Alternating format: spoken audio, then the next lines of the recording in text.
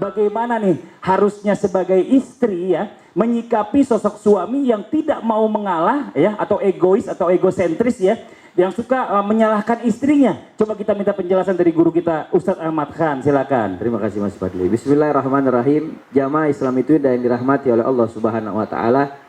Ketika ada seorang suami selalu menyalahkan istrinya dan tidak pernah mau mengalah, lalu langkah dan sikap apa dari seorang istri yang harus dia lakukan? Di antaranya ketika seorang istri memiliki suami yang suka menyalahkan istrinya, tidak pernah mau mengalah, maka yang harus dilakukan pertama adalah kembali lagi bersabar dan ikhlas.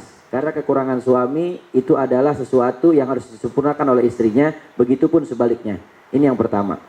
Lalu kemudian yang kedua, maka yang harus dilakukan oleh istri ketika punya suami pemarah, jangan ikut-ikutan marah juga.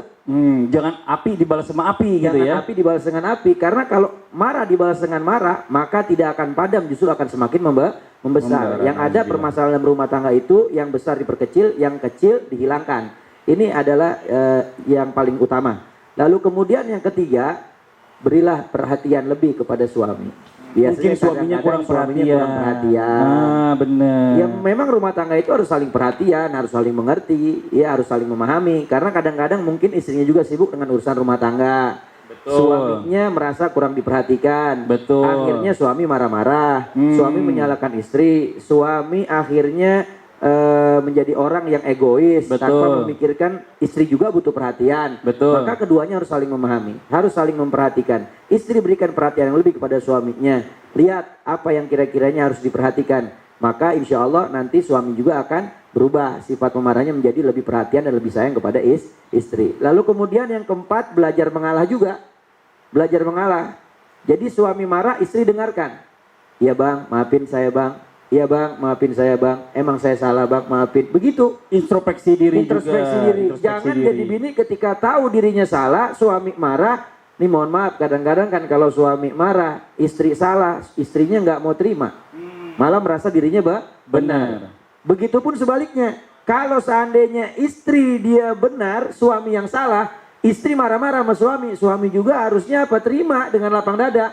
Ya Allah, ya Neng maafin abang, ya Neng emang abang salah, maafin ya, peluk istrinya. Begitu.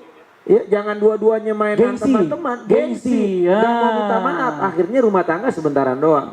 Ya, harus saling mengerti, saling memahami, ya, dan juga berikan perhatian lebih, dan juga harus banyak mengalah. Betul. Lalu kemudian apabila yang kelima, apabila seorang istri itu dia merasa benar, dia tidak salah ketika disalahkan oleh suaminya, maka dia boleh dan berhak untuk membela diri. Maafin bang, yang saya maksud sebenarnya seperti ini. Pemahaman abang mungkin salah pengertian, biar saya luruskan dulu. Jadinya ada tabayun. Ketika sudah tabayun, menjelaskan perkara kedudukan yang sebenarnya, maka yang tadinya samar menjadi terang. Yang tadinya tidak jelas menjadi pasti. Kan Masya begitu? Allah, betul. Lalu kemudian setelah itu apa?